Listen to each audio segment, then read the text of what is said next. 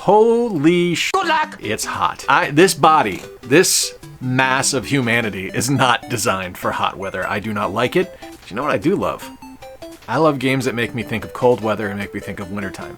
I want to show you my 10 favorite games or levels from games featuring snow and ice. So what do you say? Let's cool off and take a look. Super Mario Odyssey is quite possibly one of the best examples of Nintendo showing what they're capable of doing when they really want to make something amazing. The entire game is a hit. Every level is amazing with a ton of variety in how it's presented, and one of my favorite levels is the Snow Kingdom, just because of how much it feels like you're in a snowy area. With the different ice flows that you're able to traverse, knocking down ice pillars to find coins, the screen slightly frosting over if you fall into the water, it's just such a great feeling of winter. Now, I won't say this is my favorite level. I think for most people, and myself included, it's probably New Donk City. And I've been spoiled for snow levels in the past with Super Mario Bros. 2, World 4, but the one in Odyssey feels the most wintry, if that makes sense. Between the different NPCs and the levels wearing sweaters, gloves, and toques, it's just a fantastic wintry level that feels nice and chilly. Alright, I'm going to take it all the way back to 1985 now on the NES. I talked about Ice Climber a few weeks ago because I got it in a Video Games Monthly box for the Famicom, and I have legit always loved this game. Nana and Popo are my favorite characters to play in Smash. I loved the game when I was a kid. It's just... like, I know it's so stupid, but I have so much fun with it.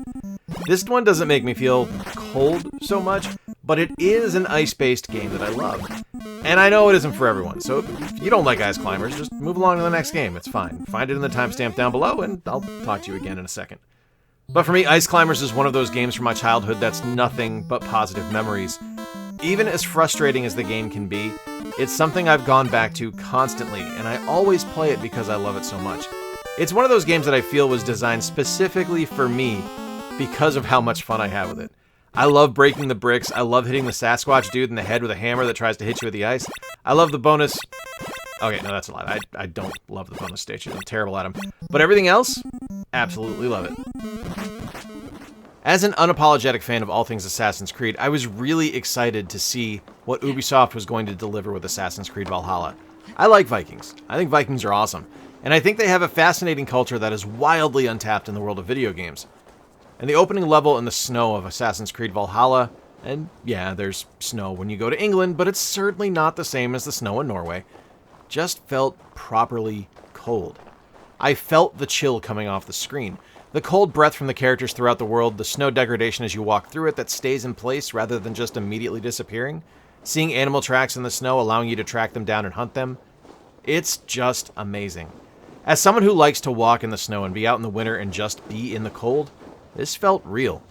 It was such an immersive experience for me and something I truly loved. It's something that's stuck with me. It's a level I return to frequently because it makes me appreciate the cold. And while there's certainly some narrative and pacing issues in Valhalla, that opening level in the snow is just magical to me. Animal Crossing has always had fantastic examples of seasonal change, and Animal Crossing New Horizons is no exception to that rule.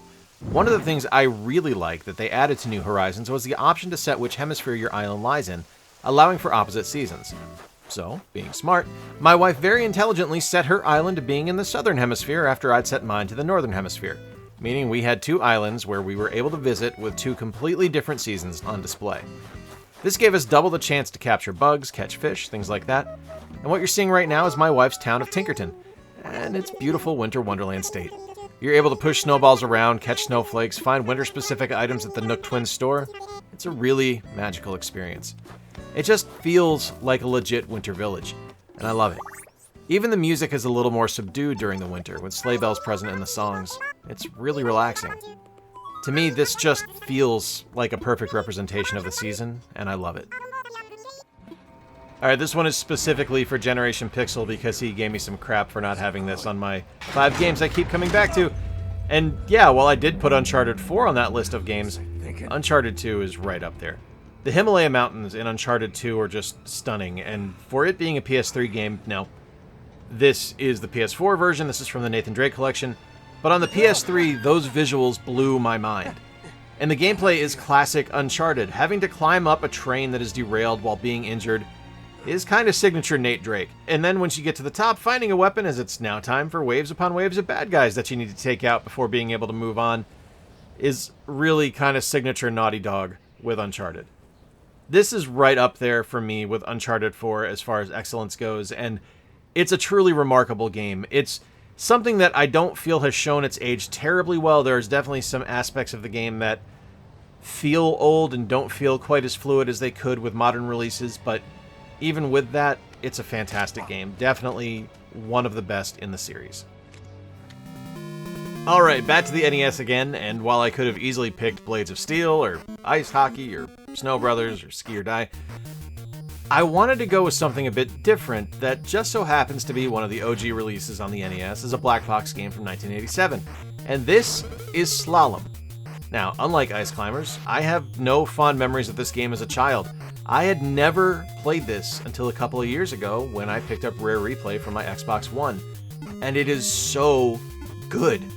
The graphics in this game, for something that is an 8-bit release, are so smooth, and the movement on the screen is so fluid that the game just feels naturally fast. It's such a great representation of what a downhill skiing game can be.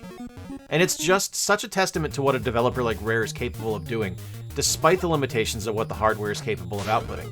Slalom isn't going to be for everyone. It can be frustrating and difficult, but I truly enjoy it, and regularly play it on both my Xbox One and NES. Alright, gonna put a little bit of shine on the Xbox 360 now, and sadly it's for the final entry in the SSX series, which, honestly to me, is a crime punishable by the Geneva Conventions. And while I could have gone with Tricky, or 3, or On Tour on the GameCube, I really wanted to show off this game as I really feel it's truly beautiful. It's a stunning game that really feels like you're on a mountain to me, with wind whipping the snow around different powder levels as you go down the hills, and the different mountain towns that you make your way through as you race or complete challenges. This just feels like the reality of what a snowboarding game should be, with, of course, the grand exception of physics-defying tricks that happen regularly. I love SSX, and the whole series, to me, is amazing. Even Blur on the Wii is great. But the final entry in the series is an unsung hero that a lot of people have passed on. It's pretty cheap nowadays to be able to pick this one up. I think it's a sub-$10 game, and personally to me, it's well worth the investment, because I think there's a lot of fun to be had here. Crystal Dynamics' Tomb Raider reboot was a revelation. I wasn't a fan of the original Tomb Raider releases. I didn't think any of them looked terribly good or played very well. I thought the puzzles were super easy, so I kind of wrote them off. But when the reboot was shown for the first time, I was absolutely blown away. I thought it was an amazing title, and an absolutely fantastic action and exploration game that was just marvelous to play.